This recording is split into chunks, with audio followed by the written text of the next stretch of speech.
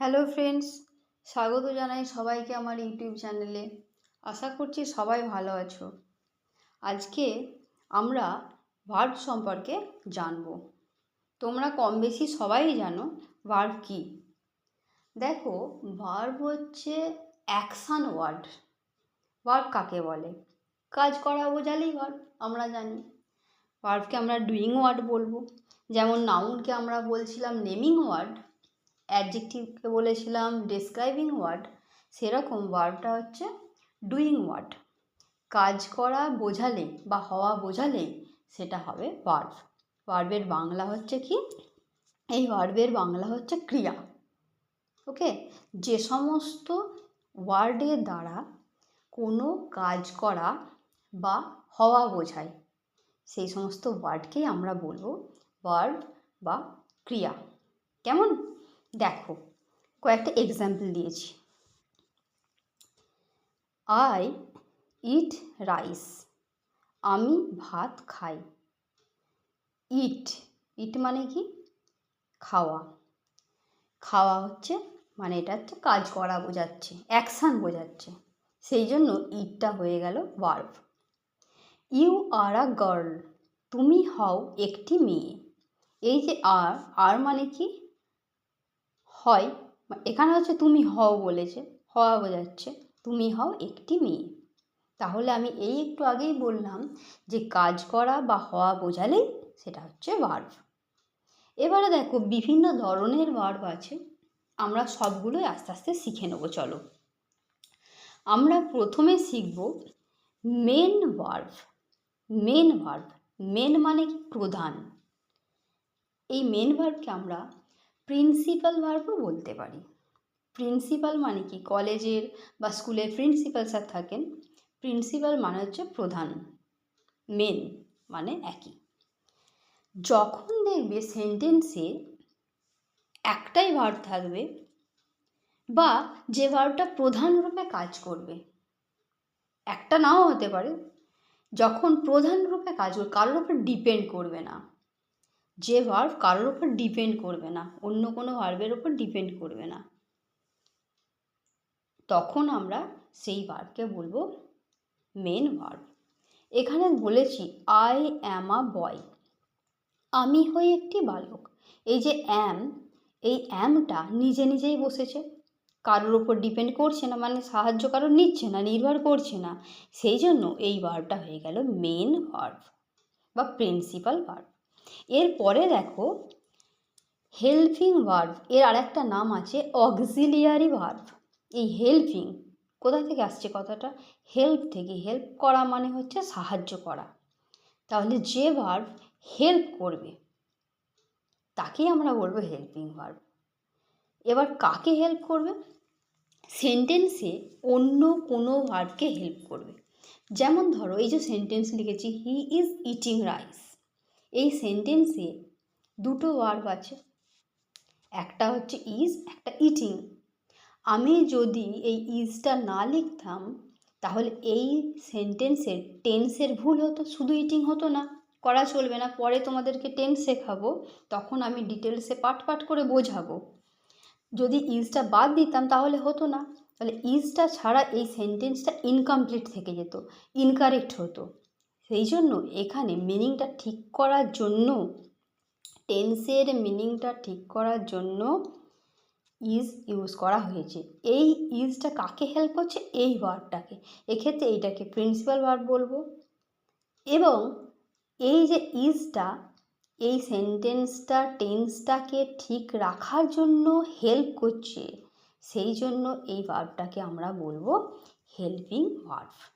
ওকে, এবারে আমরা এই যে হেল্পিং ভার্ব বা অক্সিলিয়ারি ভার্ব, এই ভার্বের ভাগগুলো একটু জেনে নেবো। চলো, অক্সিলিয়ারি ভার্বকে আমরা দুভাগে ভাগ করব, প্রাইমারি অক্সিলিয়ারি আর মোডাল অক্সিলিয়ারি।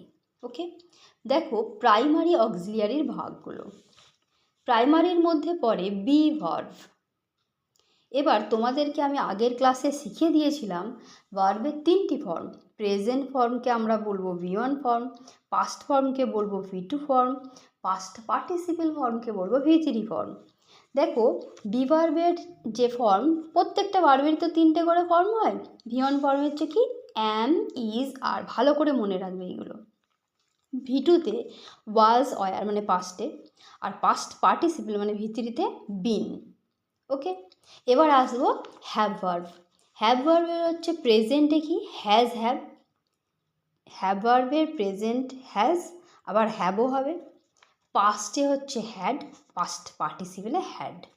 এবার আসবো ডু ভার্ব। ডু ভার্বের প্রেজেন্টে ডু, পাস্টে ডিড, পাস্ট পার্টিসিপলে ডান। এবার আসবো আমরা মোডাল অক্সিলিয়ারি ভার্ব। দেখো পাশাপাশি লিখেছি যাতে তোমাদের মনে থাকে। শ্যাল প্রেজেন্ট অ্যাজের past should, shall should, will would, can could, may might. একটা ছন্দর মতো হচ্ছে shall should, will would, can could, may মাইট।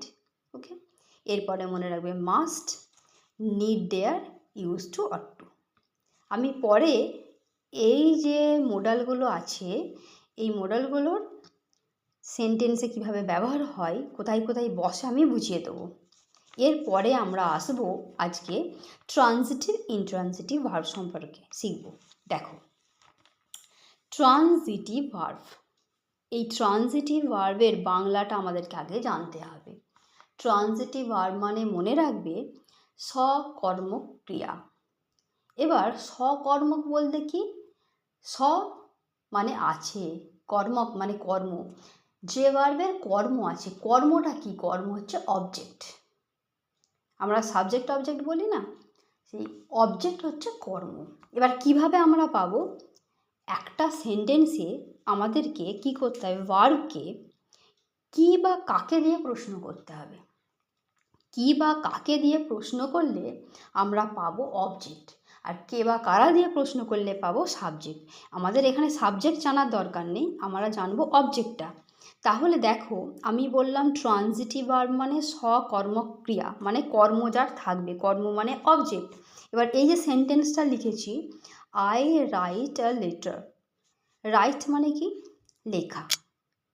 এবার আমি রাইটকে প্রশ্ন করি কি বা কাকে দিয়ে, কি লিখি, আ লেটার।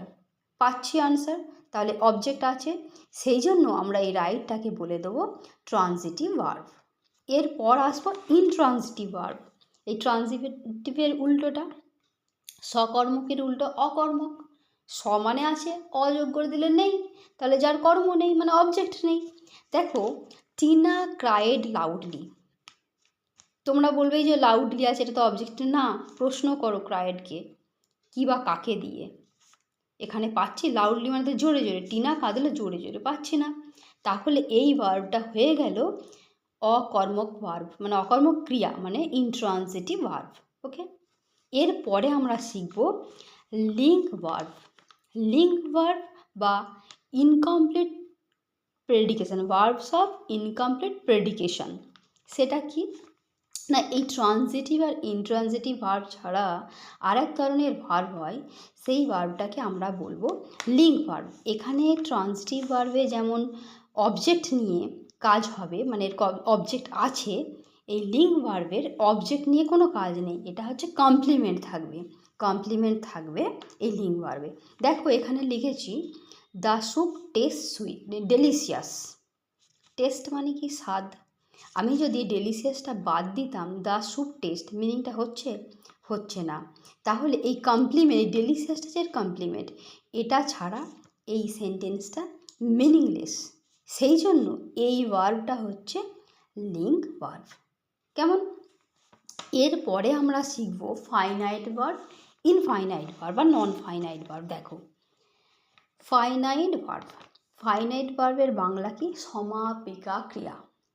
সমাপিকা ক্রিয়া কি, যে ভার্ব সেন্টেন্সের অর্থটা সম্পূর্ণ করতে সাহায্য করে, মানে সেন্টেন্সটার অর্থটাকে সবার কাছে পরিষ্কারভাবে বুঝিয়ে দেবে। যেমন ধরো লিখেছি আমি দে গো টু স্কুল, তারা স্কুল যায়।